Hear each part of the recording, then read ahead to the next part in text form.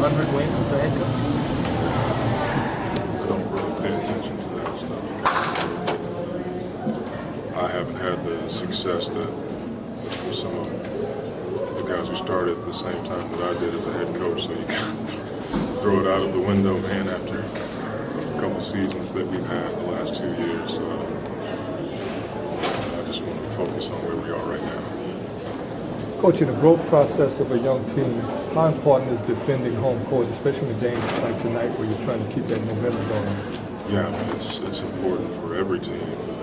Young guys, with their mentality, it can bode well for us going forward to be able to win here at home and make this place a special place with a new name, new arena, all the stuff that we have going on. Certainly helps us to win. Given the roller coaster ride you've experienced so in the 3+ years you're here, Yeah. do you feel good about 100 wins? Or, I mean, it's...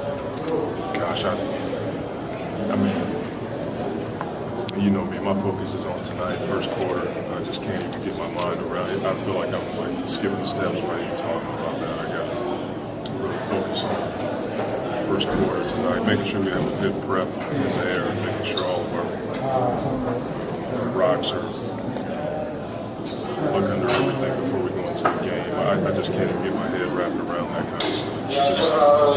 It's not built that way. How do you go about keeping Kyrie out of the lane?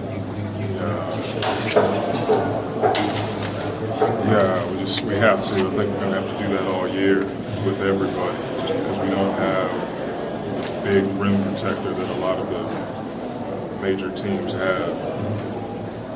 I'm thankful that we have Drew.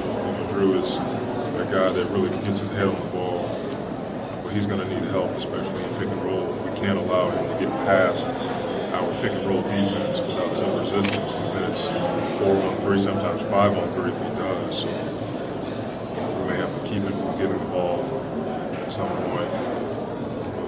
We try to run different defenses every game. It just takes a while for everybody to pick them up. Head coach, you're going up against Jared.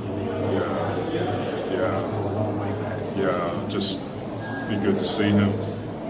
Obviously, I want to beat him because he talks more trash than I do.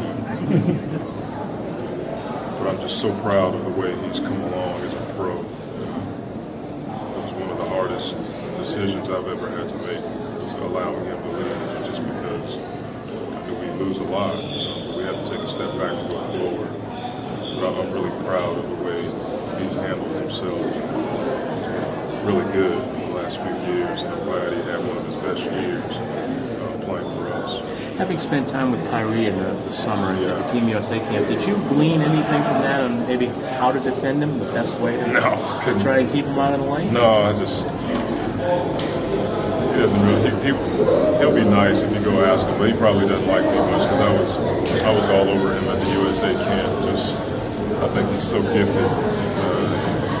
I just wanted him to go harder in the camp. When he turns it on, man, it's unreal. But we had a few sessions at the camp where he was kind of wide-eyed, looking at me like, "Who is this guy? Why is he on me in the summertime?"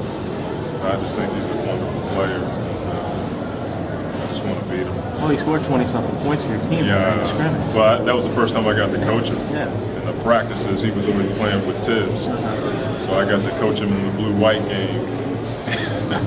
I was glad I had him because he and AD went off in that game for the other team, and Ryan and Kyrie and a couple of our guys went off, but Kyrie stole the show. Maybe he did that just to shut you up so you wouldn't have to talk to him after the game? Well, I hope he shot it all there. Won't have any tonight.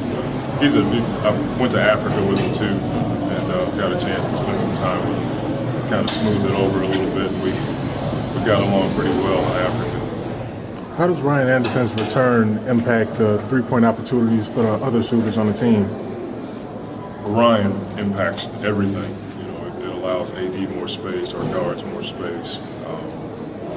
I'm not sure how it impacts three-point opportunities for everybody else. Maybe for a guy like Morrow, when they play together, maybe more apt to rotate to Ryan, and you may leave Morrow open just because Ryan is such a threat. So Ryan has that ability to make other guys better in a different way than most power forwards do. Are you surprised at all that he had 17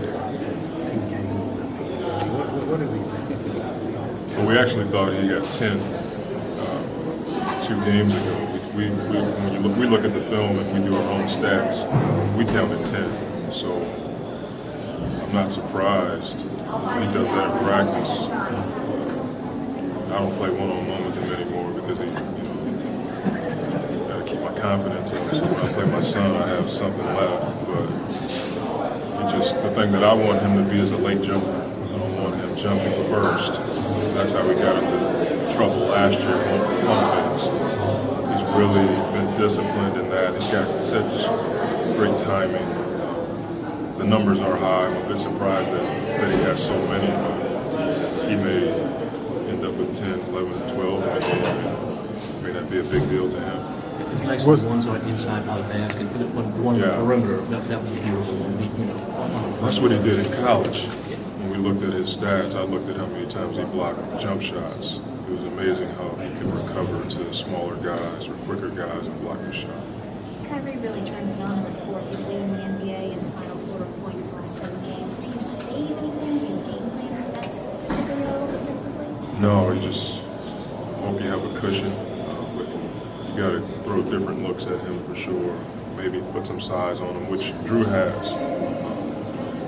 But I mean, all the elite guys are like that, and they rely on him for that. So it's not a surprise that he puts up big numbers in the fourth. Thank you, Coach. Thanks, Mike. Thank you.